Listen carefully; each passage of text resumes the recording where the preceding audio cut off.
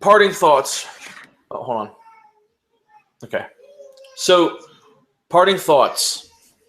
What would you like to end your tribute with?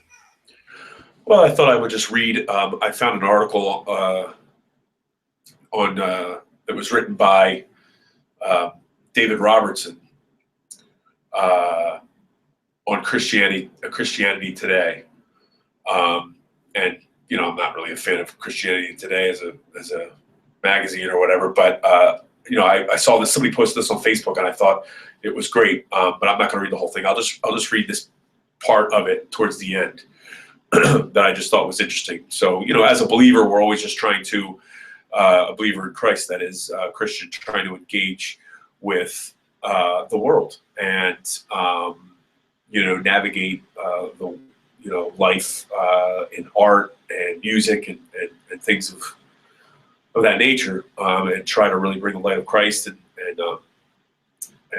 to the world through all that, and you deal with what the world gives you. And David Bowie was definitely what the world gave us. He, like I said, he created almost everything in some form, touched it all. So right. So when I saw this and read it, I just thought maybe this would be good to read at the end here. So let me just see here what part I wanted to start it from. He's talking about a previous interview, I guess, that Bowie did with some guy, and he's talking about a quote that he talks about his life. So I'll just start reading it from here, and hopefully it'll speak to itself. It's in the context of obviously a larger article, but it says the most poignant moment in the Parsons interview was when Bowie explained his collapse into drugs, sex, and despair by saying, "I felt totally, absolutely alone. And I probably was alone because I had pretty much abandoned God."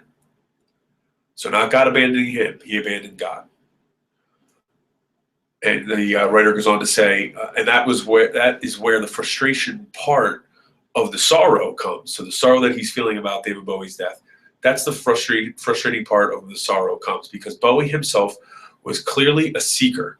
He recognized that the, quote, hole within would not be filled by sex and drugs and rock and roll. He needed to know that there was, quote, a way back to God from the dark paths of sin. There's a door that is open and you may go in. And Calvary's cross is where you begin when you come as a sinner to Jesus. A society that has abandoned God has nothing to offer the person who is lonely. He says, I mourn for David Bowie, as I mourn for, quote, all the lonely people whose need for fulfillment, forgiveness, faith, and a future can only be met by Christ. Bowie's last album, Black Star, released this month, has a poignancy about it that is painful, especially this from the song Lazarus. Look up here, I'm in heaven. I've got scars that can't be seen. I've got drama, can't be stolen. Everybody knows me now. Bowie is gone, I know not where. Who knows what happened to him in the last years, months, and moments of his life. We mourn his passing.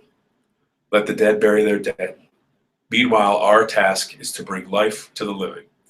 Let us bring the good news to those who are lonely because they feel they have abandoned God, that he has not abandoned them.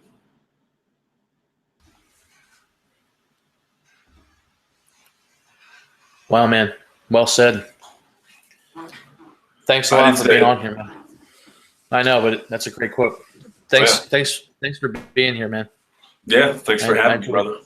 Enjoy talking about it. Yeah. Thanks for having me.